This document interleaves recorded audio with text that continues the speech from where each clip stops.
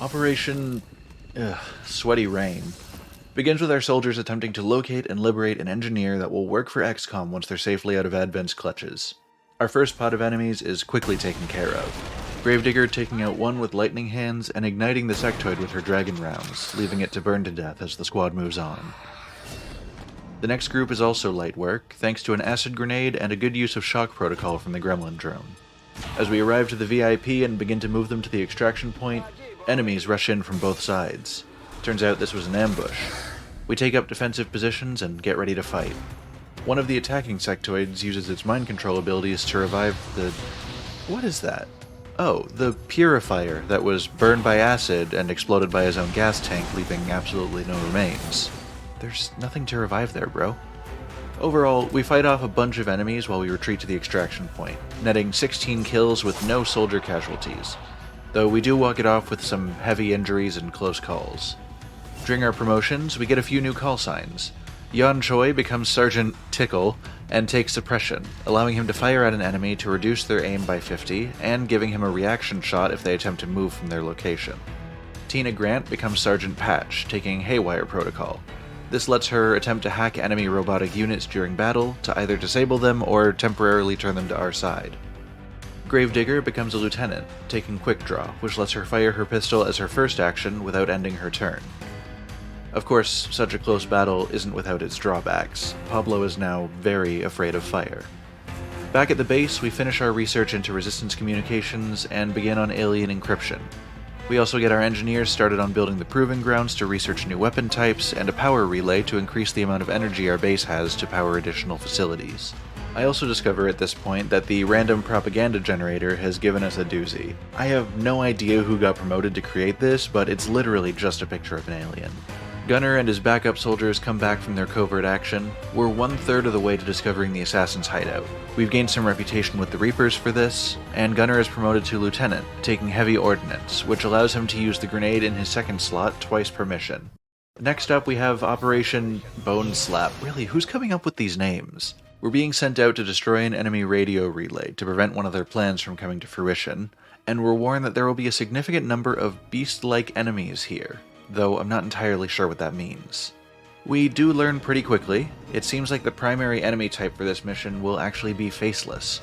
We successfully sneak a good number of our soldiers past them before one just casually leaps up 2 stories to the rooftop and discovers that we're here, and all hell breaks loose. In our scramble to get to the relay before time runs out, we discover more Faceless soldiers and we're attacked from all sides. While we do manage to finish them all off, we lose Lisa in the process and fail to stop the relay transmission, making this mission all for nothing. Despite all this, Mox does manage to wiggle his way into a promotion based on his performance in the field. As a sergeant, he gets the Zero In perk, which gives him extra crit chance when taking multiple shots per turn, and boosting his aim if those subsequent shots are on the same target. Now, the downside of failing that mission: it seems that Advent has launched a UFO that is now hunting down the Avenger. We need to be careful about when and where we make ourselves known. With our alien encryption research done, we unlock the ability to build the Shadow Chamber.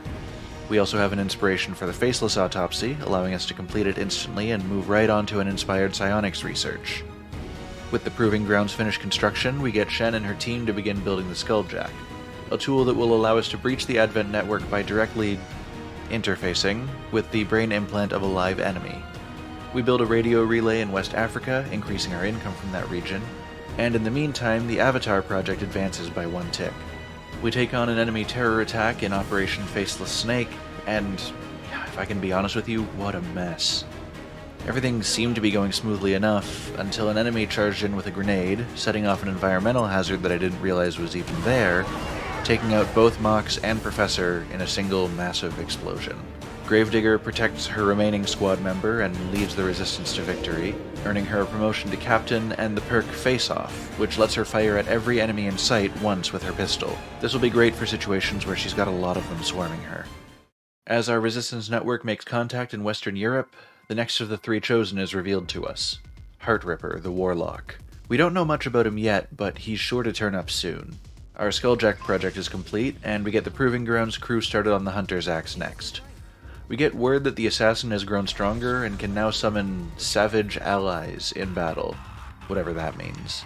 We complete our research on psionics and begin a covert op to find the Templars, the third special faction that we can recruit soldiers from. Finally, we begin an inspired research on plated armor as we begin to make contact with Eastern Europe.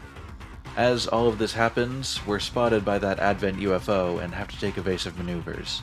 Unfortunately, their ship is more nimble than ours, and we're shot down with an EMP, left immobile on the ground and awaiting an enemy assault. As the enemy gathers their forces, we gather ours for Operation Driving Summer. Since this is a life-or-death deal, we have access to all of our soldiers, even wounded or tired ones, and our starting squad can consist of 6 soldiers instead of 4, with additional ones coming out as backup throughout the mission. We have 2 objectives for this mission: venturing into the forest nearby to destroy the EMP emitter that's keeping our ship grounded, and preventing any alien from making it onto the ship before we can escape. This one gets pretty stressful. We deal with waves upon waves of reinforcements, bringing everything from troopers to mechs to a new, more powerful berserker unit defending the EMP emitter. In a failed attempt to turn one of the mechs to our side, Patch's Haywire protocol accidentally increases its defense and aim, giving us quite a scare. We do manage to skulljack into an enemy captain, giving us some crucial data and unveiling a codex, a strange data creature that can teleport and duplicate itself. Upon taking it down, we retrieve its brain to bring back to the ship with us. Despite more than a few close calls, we manage to both destroy the EMP and hold off the attacking forces, getting everyone back to the ship safely and preventing any unwanted stowaways. While we do take off with more wounded soldiers than we started with, miraculously, everyone survives. A few promotions are handed out for exemplary performance in defending the Avenger. Lieutenant Patch gets Scanning Protocol, which briefly expands her range of vision while revealing hidden and disguised enemies. Lieutenant Warden gets a once-per-mission Conceal, and Lieutenant Tickle gets Holo-Targeting, boosting the squad's aim against any enemy he fires on. Finally, Tickle and Roberta are all out of bubblegum.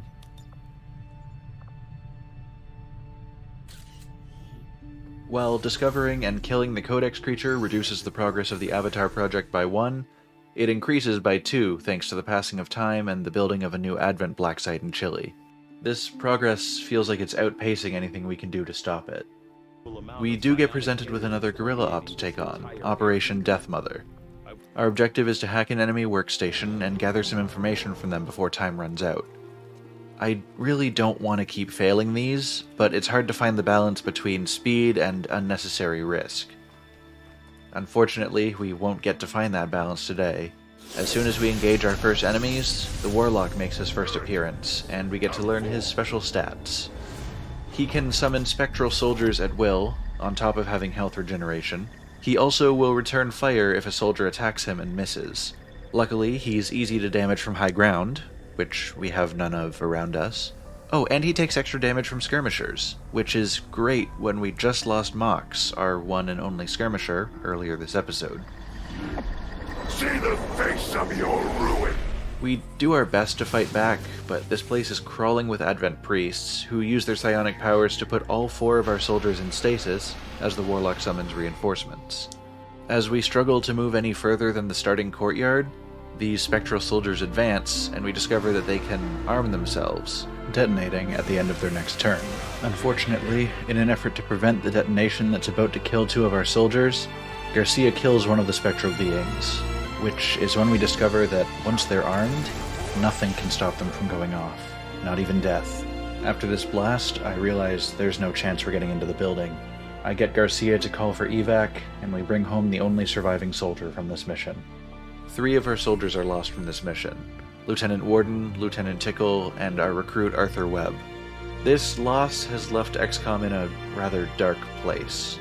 Returning from this mission, I'm informed that with all of our recent deaths and our current wounded soldiers, we don't even have enough active units to make up a full squad of 4. The Avatar project is halfway finished, the Warlock is proving to be a formidable foe, the Assassin is still at large, the black sites keep popping up everywhere, and I'm afraid our fresh recruits won't be strong enough to take them all on, especially with the Chosen interfering and some of them marked as being guarded by powerful alien units.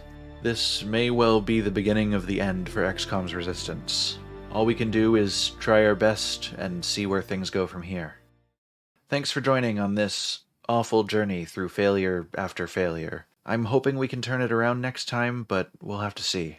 You know the deal, though. Like, comment, subscribe. I'll see you guys next time, hopefully with better news. See ya.